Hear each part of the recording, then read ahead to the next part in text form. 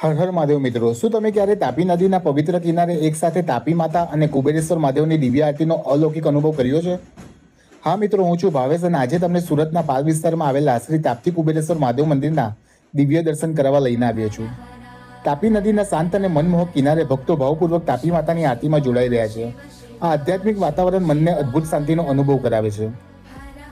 હવે ચાલો કરીએ મંદિરના ગર્ભગૃહમાં બિરાજમાન શ્રી કુબેરેશ્વર મહાદેવના પાવન દર્શન.